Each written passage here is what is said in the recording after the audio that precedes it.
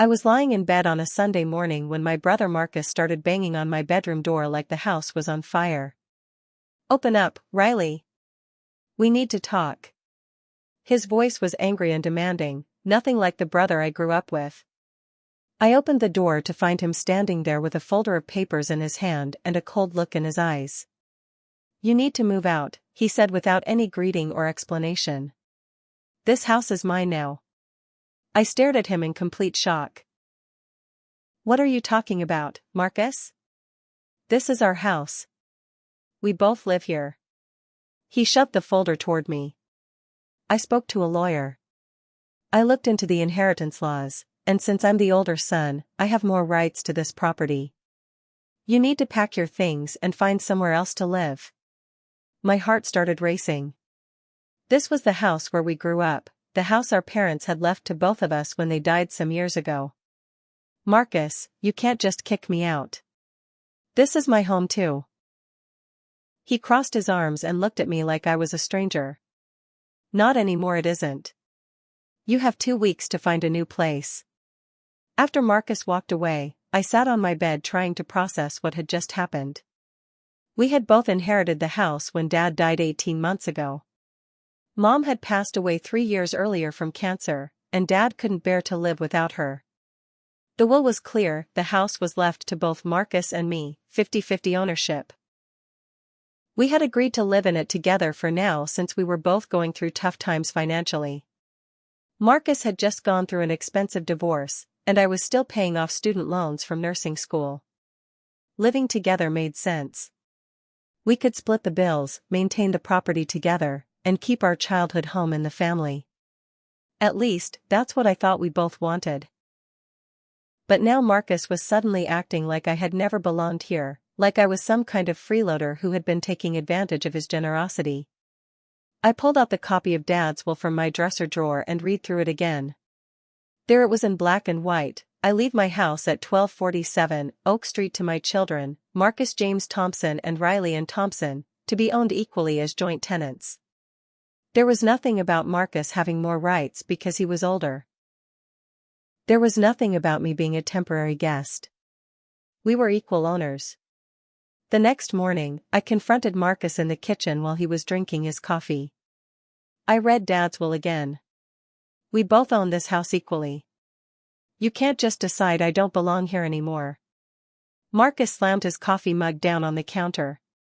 "You're freeloading off me, Riley. You barely pay anything toward the house, and you act like you own the place." I couldn't believe what I was hearing.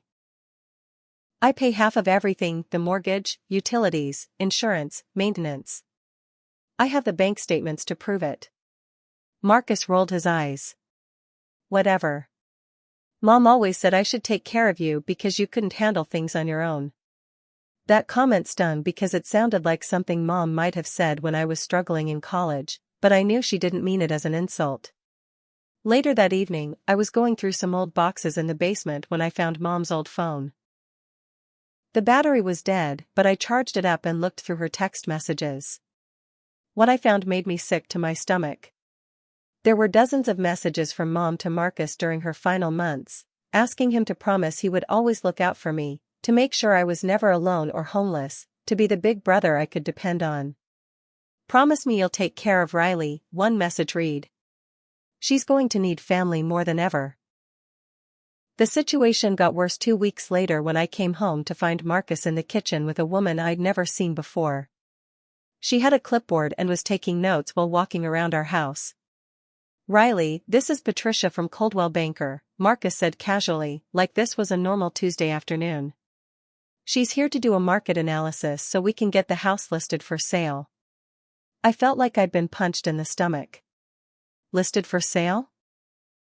Marcus, you can't sell this house without my permission. I own half of it." The realtor looked uncomfortable and glanced back and forth between us. "I'm sorry, I was told that you were the sole owner," she said to Marcus. "If there are multiple owners, I'll need documentation from all parties before I can proceed." Marcus's face turned red with embarrassment and anger. "There's been a misunderstanding," he said tightly. "Can you give us a few minutes to discuss this privately?" After the realtor left, Marcus turned on me with fury. How dare you embarrass me in front of a professional? I'm trying to do what's best for both of us by selling this house, and you're acting like a spoiled child. I couldn't believe his audacity. You made appointments to sell my house without asking me or even telling me. How is that doing what's best for both of us? Marcus grabbed his keys and headed for the door. Fine. We'll do this the hard way then. The next morning, I took a personal day from work and drove to the office of Harrison and Associates, the law firm that had handled Dad's estate. Mr. Harrison was a kind older man who remembered both Marcus and me from the probate proceedings. I need to understand my rights regarding the house I inherited with my brother, I explained. He's trying to force me to move out, and he scheduled a realtor to list the house without my consent. Mr. Harrison pulled out our file and reviewed the will and deed carefully. Ms. Thompson, you and your brother are joint tenants, which means you each own an undivided 50% interest in the property. Neither of you can force the other to move out, and neither of you can sell the property without the other's written consent. I felt a wave of relief wash over me. So Marcus can't legally kick me out? Absolutely not. However, he does have the right to petition the court for a partition sale, which would force the sale of the property and split the proceeds between you both. But that's an expensive and time-consuming process. Mr. Harrison leaned back in his chair. Has he given you any reason why he suddenly wants you out? I told him about Marcus's financial problems and his girlfriend. It sounds like he may be facing some financial pressure. My advice would be to document everything. His attempts to exclude you from decisions, any harassment or threats, and keep copies of all your financial contributions to the property. That evening, Marcus was waiting for me in the living room when I got home. He had obviously been drinking, and there was a mean look in his eyes that I'd never seen before. So you ran to Daddy's lawyer to tattle on me, he said, his words slightly slurred. That was a real mature move, Riley. I sat down across from him, trying to stay calm. I just wanted to understand my legal rights, Marcus. This is my home too. He laughed bitterly. Your home? You've been living here like a princess while I handle all the real responsibilities. The lawn care, the repairs, dealing with the neighbors. You just float through life in your little nursing scrubs, pretending you're an equal partner. His words were designed to hurt, but they also revealed how desperate he was becoming. Marcus, what's this really about? Why do you suddenly want me gone so badly? He stared at me for a long moment, then leaned forward with a cold smile. Fine. You want to play hardball? Here's the deal. You buy me out for my half of the house, or you move out. Those are your only options. I knew he was trying to call my bluff because he assumed I couldn't afford to buy his half. How much would that cost? I asked quietly. Marcus's smile got bigger. Fair market value for half the house. Probably around $150,000. Got that kind of money lying around, little sister? I didn't argue with Marcus that night. I just nodded and went to my room, but my mind was racing. If he wanted to play games, I could play games too. But I would be smarter about it than he was. The next morning, I started researching everything I could about home valuations, mortgage options, and property law. I also began documenting every interaction with Marcus, every bill I paid, every contribution I made to the household. If this was going to turn into a legal battle, I wanted to be prepared. I opened a separate savings account and started putting away every extra penny I could. I picked up additional shifts at the hospital, started selling things I didn't need, and even began driving for a rideshare service on my days off. Marcus noticed that I was working more, but he assumed it was because I was trying to save money to move out. He had no idea I was actually preparing to buy him out. I also started researching Marcus's financial situation. It wasn't hard to figure out that he was in serious trouble. His car had been repossessed 6 months earlier, he was constantly getting calls from debt collectors, and I had seen overdue notices from credit card companies in the mail.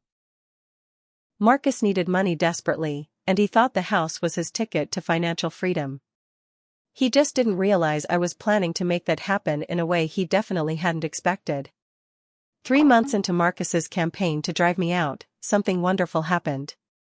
I had been working extra shifts and taking on additional responsibilities at the hospital, hoping to position myself for a promotion. The head of our department, Mrs.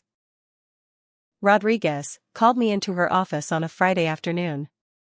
"Riley, we've been impressed with your dedication and the quality of your work. We'd like to offer you the position of charge nurse for the night shift." The promotion came with a significant salary increase, almost $15,000 more per year. I accepted immediately, but I was careful not to celebrate too obviously around Marcus. As far as he knew, I was still struggling financially and desperately trying to save enough money to rent an apartment somewhere.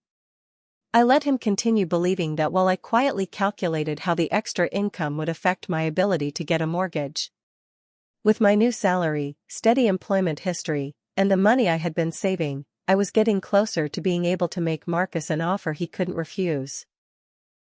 The irony was that while Marcus was trying to drive me out by making my life miserable, he was actually motivating me to work harder and achieve more than I ever had before. Every cruel comment, every act of harassment, every attempt to make me feel small just made me more determined to win this battle. Marcus thought he was breaking me down, but he was actually building me up. The situation escalated dramatically on a Tuesday evening in October. I had been working a long shift at the hospital and was exhausted when I got home around midnight. I put my key in the front door, but it wouldn't turn. I tried again, thinking maybe I was too tired to get it right, but the key definitely didn't work. Marcus had changed the locks. I called his cell phone, but he didn't answer. I called the house phone, and he answered on the 5th ring. "Marcus, my key doesn't work. Did you change the locks?" I could hear him moving around inside, probably looking out the window at me standing on our front porch. "Yeah, I changed them. I'm tired of you coming and going at all hours, disturbing my sleep." I couldn't believe he had actually locked me out of my own house. "Marcus, this is illegal. I own half of this house. You can't change the locks without giving me a key." He laughed. "Sue me." I called the police. When Officer Martinez arrived, Marcus answered the door in his bathrobe and acted confused. "She's just my sister who's been staying here temporarily," he told the officer. "She's not a tenant or anything official. She's just a guest who's been taking advantage of my generosity." I pulled out my copy of the deed and showed it to Officer Martinez. When he saw that my name was on the property ownership documents, his attitude toward Marcus changed completely. "Sir, you cannot change the locks on a co-owner of the property," he told Marcus firmly. "She has the legal right to access her own home." After the lock incident, I decided it was time to get serious about my plan. I contacted a licensed home appraiser and scheduled an evaluation of our property. I told Marcus I was doing it to satisfy my curiosity about the house's current value, and he didn't object because he thought it would help with his plan to sell.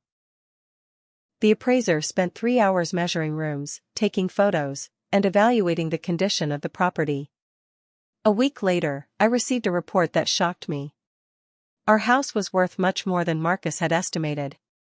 The neighborhood had gentrified significantly over the past few years, and similar houses were selling for between $450,000 and $500,000. That meant Marcus's half was worth at least $225,000, not the $150,000 he had mentioned. I realized this was actually good news for my plan. Marcus was so desperate for money that he might accept a lower offer just to get cash quickly, especially if he didn't know the true value of the property. I made copies of the appraisal report but didn't share the results with Marcus yet. Instead, I started researching mortgage options for my increased budget. With my promotion and careful saving, I was in a much stronger position than Marcus realized. I also started looking into Marcus's debts more carefully. Through public records and some careful observation, I discovered he owed more than $60,000 in credit card debt, had unpaid medical bills, and was behind on his car payments. He needed money fast, which meant I might have more negotiating power than he thought. On a Saturday morning in November, I made myself a cup of coffee and sat down with Marcus at the kitchen table. "I've been thinking about what you said," I told him calmly. "About buying you out." Marcus looked up from his newspaper with surprise and interest. "Oh yeah? You finally ready to face reality?" I pulled out a folder with my financial documents and the home appraisal. "I can make you an offer for your half of the house. Fair market value, just like you said." Marcus laughed and shook his head. "Riley, you don't have that kind of money. Stop pretending you do." I opened the folder and showed him my pre-approval letter from the bank. His expression changed immediately. "This is for $250,000, he said, staring at the document. "How did you get approved for this much?"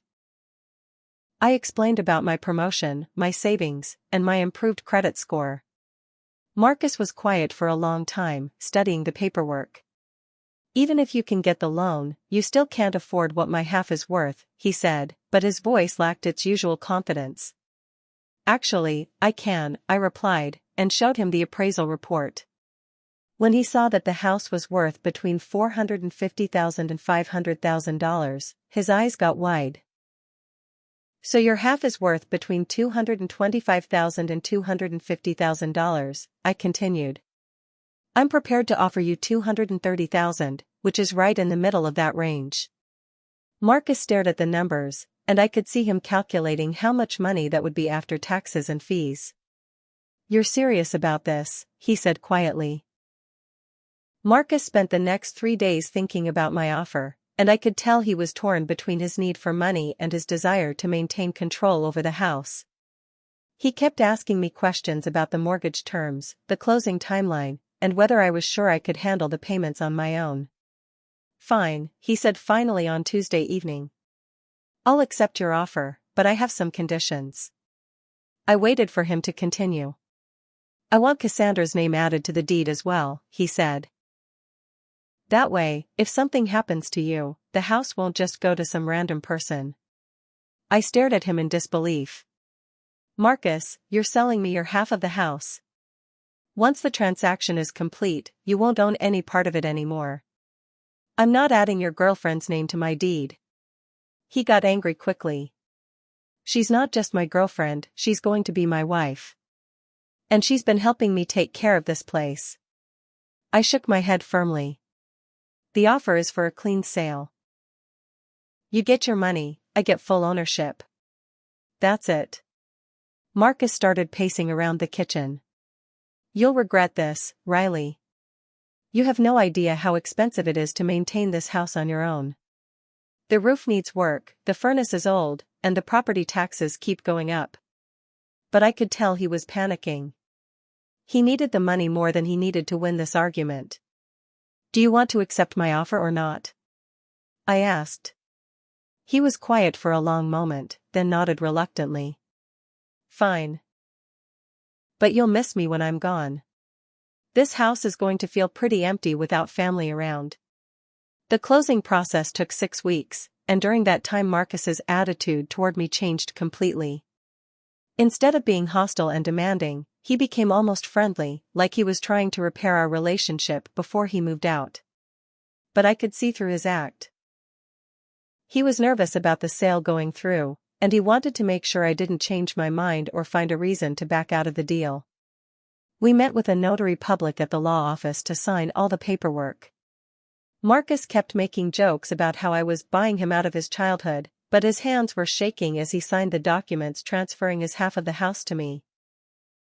When the bank transfer went through and he received his $230,000, minus taxes and fees, he got very quiet.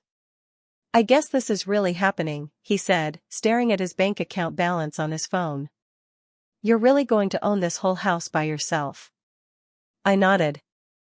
"That's what you wanted, isn't it? For me to either buy you out or move out?"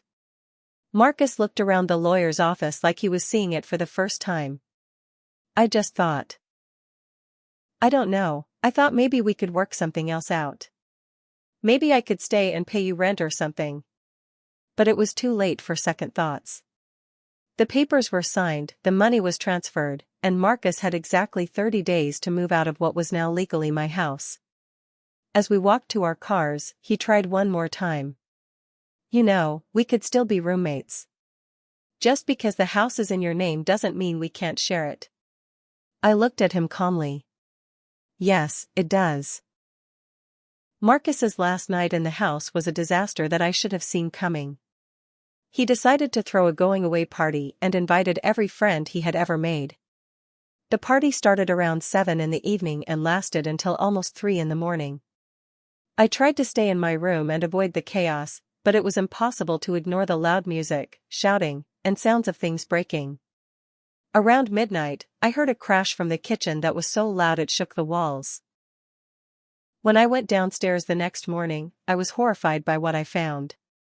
There were beer cans and wine bottles everywhere, cigarette butts ground into the carpet, and someone had spilled something red and sticky all over the hardwood floors in the dining room. The kitchen was the worst part. Dirty dishes were piled in the sink and covering every counter, pizza boxes were stacked on top of the refrigerator, and there was a large dent in the wall where someone had apparently thrown something. I took photos of everything with my phone, documenting the damage from every angle. This wasn't just the normal mess from a party. This was deliberate destruction of property that Marcus knew he was leaving behind for me to clean up. I found Marcus passed out on the living room couch, still wearing his clothes from the night before. I woke him up and showed him the photos of the damage. You're going to clean all of this up before you leave, I told him firmly.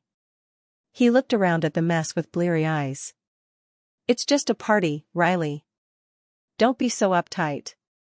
Then he grabbed his keys and left, leaving me to deal with his mess alone. It took me an entire weekend to clean up after Marcus's party. I scrubbed every floor, washed every dish, vacuumed every carpet, and wiped down every surface in the house. The red stain in the dining room turned out to be wine, and it took several rounds of carpet cleaner and stain remover to get it out completely. The dent in the kitchen wall required spackling and paint to fix properly. As I worked, I thought about how this house had been my childhood home, filled with memories of family dinners and holiday celebrations. Marcus had turned it into a fraternity house and left me to restore it to something resembling respectability. But there was something therapeutic about the cleaning process. With every room I restored, the house felt more like mine and less like the place where Marcus had made my life miserable for months. I was erasing his presence and his negativity, making space for my own life and my own memories. By Sunday evening, the house was spotless and quiet. I walked through every room, turning on lights and looking at the space with new eyes. For the first time since Dad died, the house felt like home again. It felt peaceful and safe and entirely mine.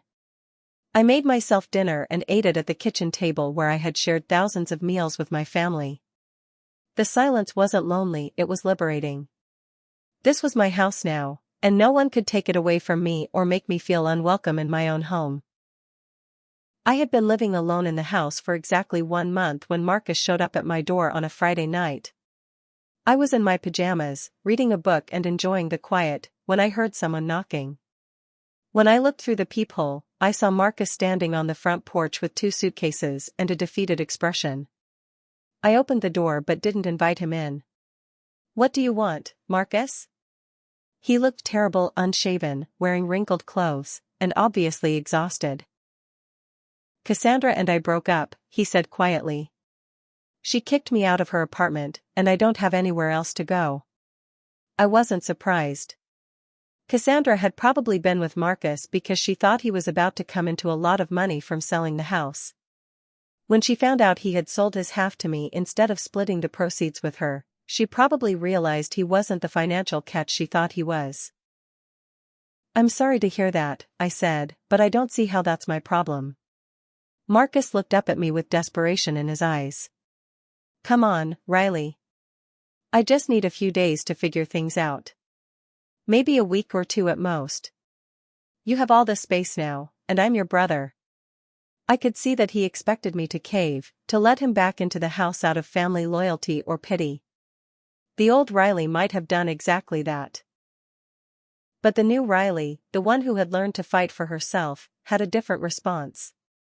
"I'm sorry, Marcus. This isn't your home anymore." Marcus stared at me in shock, like he couldn't believe I was actually refusing to help him. "You're really going to leave me homeless? After everything we've been through together?" I leaned against the door frame and looked at him calmly. "Do you remember what you said to me the day you tried to throw me out? You told me I had 2 weeks to find a new place because this house was yours now." Marcus shifted his weight uncomfortably. "That was different. I was just trying to motivate you to become more independent." I almost laughed.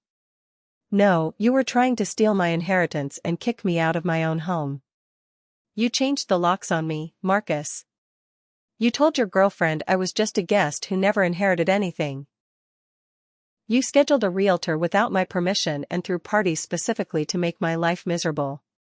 He started to interrupt, but I held up my hand. "I'm not finished. You spent months telling me I didn't belong here, that I was freeloading, that I needed to buy you out or get out. Well, I bought you out. I paid you fair market value for your half of this house, and now it's mine." Marcus's shoulders sagged as he realized I wasn't going to change my mind. "Where am I supposed to go?" he asked quietly. I looked at him standing there with his suitcases, and I felt a moment of sympathy for my brother. But then I remembered all the sleepless nights, all the stress, all the times he had made me feel unwelcome in my own home. "That's not my problem anymore, Marcus. You made your choice when you decided I didn't deserve to live here. Now you get to live with the consequences." He stood there for another minute, probably hoping I would relent, but I didn't. Finally, he picked up his suitcases and walked away without another word. After Marcus moved out, I realized I had been living my entire adult life as the quiet one, the one who didn't make waves, the one who always tried to keep everyone else happy. But now that I owned my house completely and had proven I could stand up for myself, I decided to make some changes.